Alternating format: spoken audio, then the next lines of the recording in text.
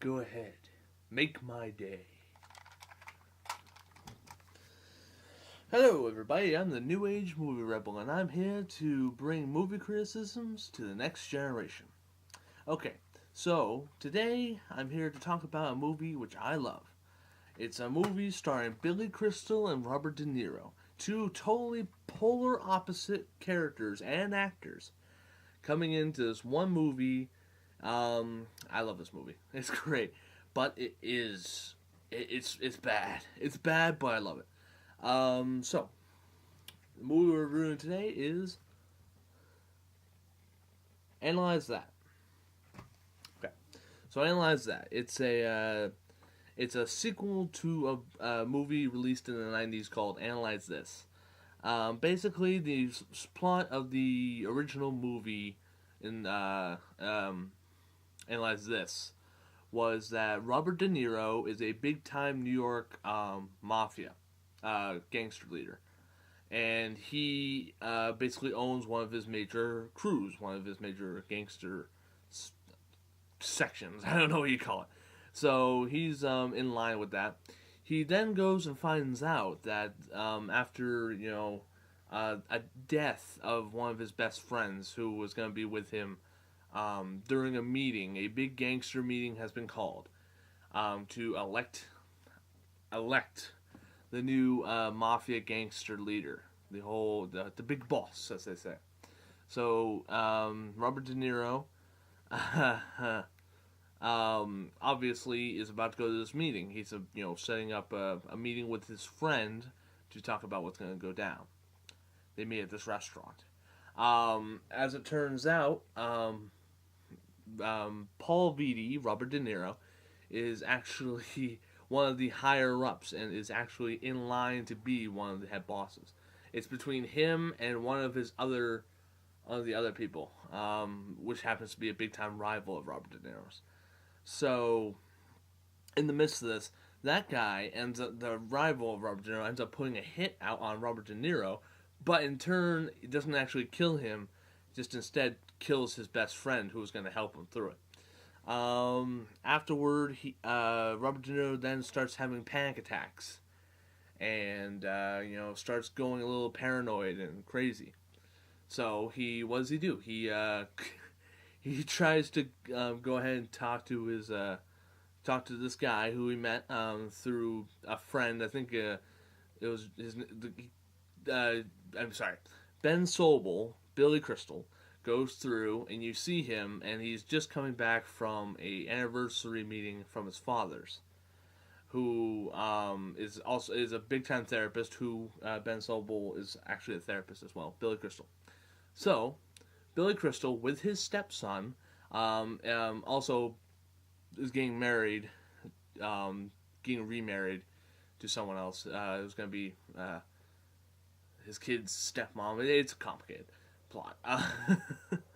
So he's in New York. He's with his stepson. He's on his way back home, and he happens to crash into uh, Robert De Niro's second in command gangster guy's car. And who, while he crashed in, he popped open the trunk, and there was a guy being kidnapped in the back of this trunk. But he didn't see it. He didn't see it, so he couldn't tell. So then after that, he gives him his card in case they ever want to exchange insurance information. And so yeah, goes on. Then next thing you know, Robert De Niro ends up showing up at his office, and of course Billy Crystal knows who he is because he's a big time mafia boss. He's been all in the news more than likely. So he goes to him, and Billy Crystal, when he first comes into the office, he gets scared shitless. He's like he's like, hey, you can't come in here. And then he's like, oh shit.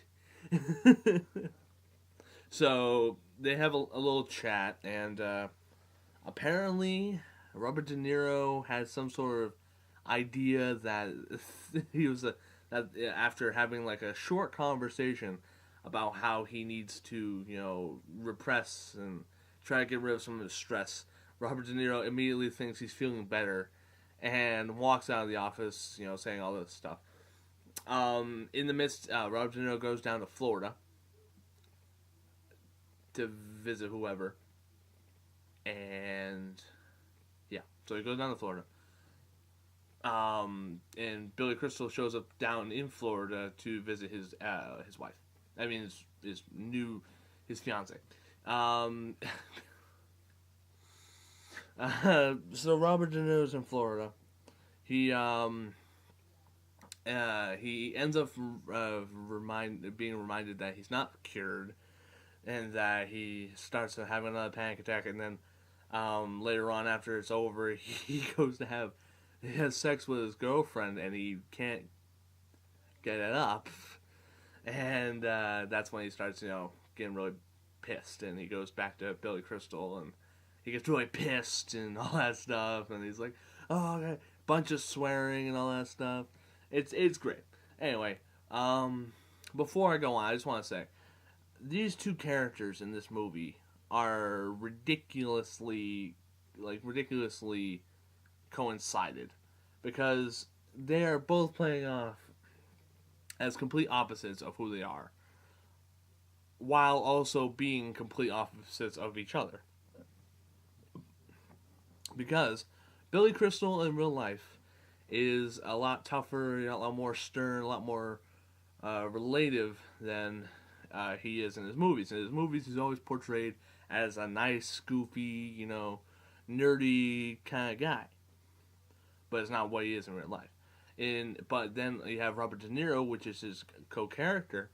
Robert De Niro comes in, and he's always, in his movies, he's always portrayed as the crappy tough guy, gangster, that sort of situation. But in real life, the guy gives like millions to charity. He's the nicest guy in the world. He's really old, of course, now, but he's been like the nicest actor out of anybody I know.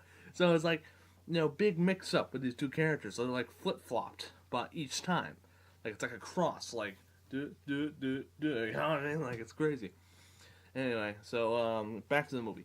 So after all that, yeah, I gotta get on with this review here.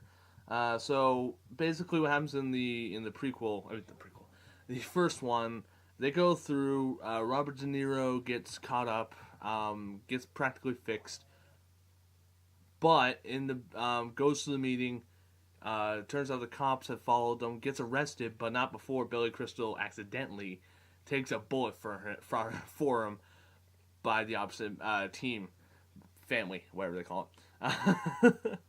But he didn't mean to do it. He didn't do it on purpose. He was running away, and he just so happened to trip right in front of Robert De Niro, right as he was about to get shot, and it made it seem like Billy Crystal was trying to stop the bullet from hitting Robert De Niro.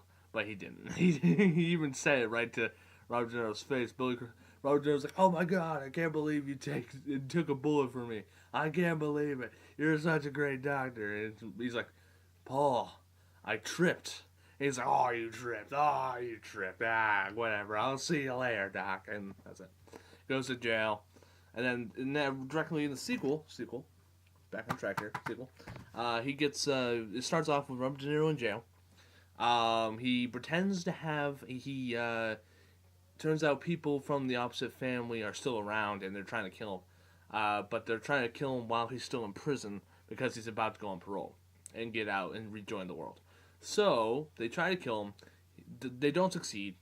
He pretends to have a paranoid episode, in which case he beats the shit out of one of the guys who tries to kill him and then starts dancing on the tables and singing West Side Story at jail, in cafeteria.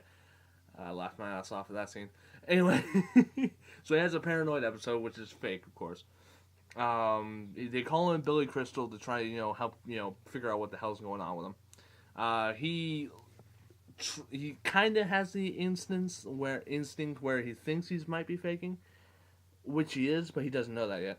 So he instantly thinks, okay, he can't, if he's really doing all this stuff, he can't be, faking, because he's not smart enough to know that he's going to be faking and doing all this stuff. So at least that's what he thinks.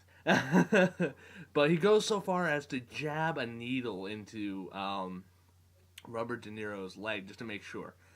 But anyway, so the government actually ends up turning him over into Billy Crystal's custody because they can't allow him to be outside of jail, but they can't allow him to be in jail where he's going to get killed by the team, by the family. And so they give him to Billy Crystal, making sure that he keeps an eye on him, that sort of thing. And it turns out he figures out he's faking all that stuff.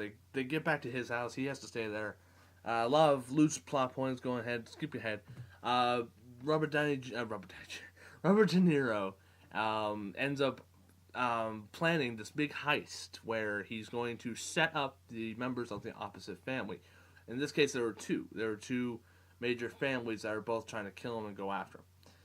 He sets them both up because he recruits two members of both of those families into this heist, but then he ends up blackmailing them and then capturing them and then forcing the police afterwards to think that they're the ones that pulled off the heist. By the way, the heist during this whole time was they were stealing 50 gold bars from the bank's depository in the New York Stock Exchange and stuff. It's technical.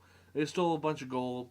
They steal a bunch of gold. They get the gold. They place it into this truck, and then in turn they place a bunch of the crew members that were joined in their company in there too, making it seem like they're the ones that stole it.